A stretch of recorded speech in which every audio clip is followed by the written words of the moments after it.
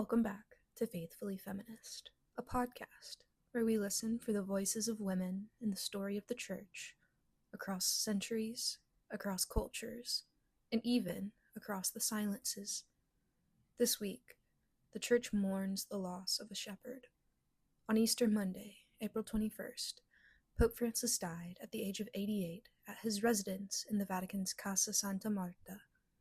His passing followed a recent hospitalization for double pneumonia and a stroke that led to irreversible cardiocirculatory collapse. As the world reflects on his legacy, many remember him as the first Jesuit pope, the first from the Americas, and a pontiff who emphasized humility, mercy, and a church that reaches out and serves the margins. Today, in this space, I want to ask something specific though. What did Pope Francis mean for women? What did he see? What did he change? And most of all, what does he leave unfinished? From the earliest days of his papacy, Pope Francis often spoke of women, not in the abstract, but in earthy, tender terms. He spoke of grandmothers as guardians of memory, of mothers as theologians of daily life, of the feminine genius as something the church needed, not just in doctrine, but in governance. He said once, "The church is a woman. The church is not an old maid. The church is a mother.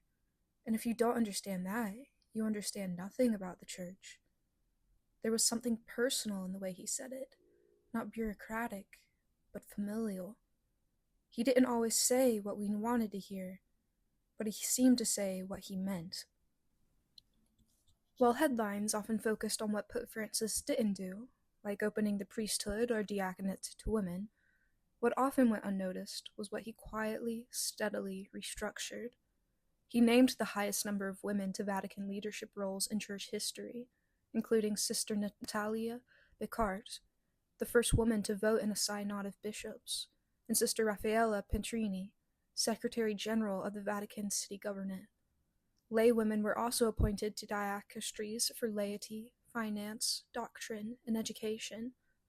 For the first time, women were not just advising the church, they were shaping it, administratively, theologically, and institutionally. Not with a megaphone, but with their presence. Francis believed in listening.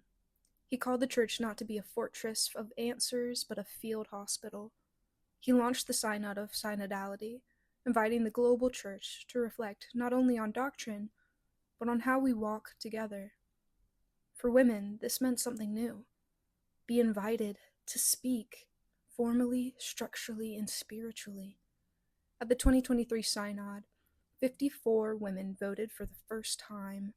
It was historic, but it was also just a beginning. Many women came hoping for more, a pathway to the diaconate, clearer language around authority and equality, a theology of the body not reduced to roles.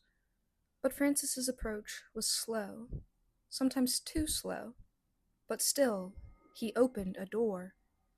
He said, "Women have something to say to the church. Their roles and decision-making must not be limited, and we must not be afraid of the newness they bring." It would be dishonest not to name the tensions that existed. Francis frustrated both sides of the aisle. Traditionalists accused him of feminizing the church, while progressives grew tired of his poetic language and lack of structural overhaul. His theology of complementarity remained firm. He opposed gender ideology, but affirmed the dignity of all peoples. He pushed for justice for women, but held fast to certain limits on ordination. For some women, this was enough. For others, it was exhausting. And yet, for many, he was the first pope who made them feel like they were being seen. So, as we say goodbye to Pope Francis, we do so with complexity and clarity. He was not perfect, but he was faithful. He did not fix everything, but he invited us to listen. He did not speak every woman's language, but he named our dignity again and again and again.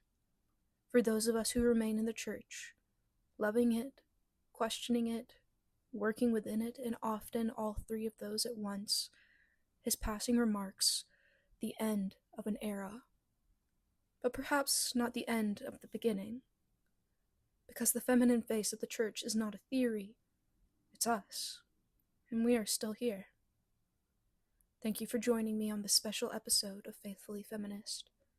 If Pope Francis shaped your faith or challenged your understanding of the church, I'd love to hear from you.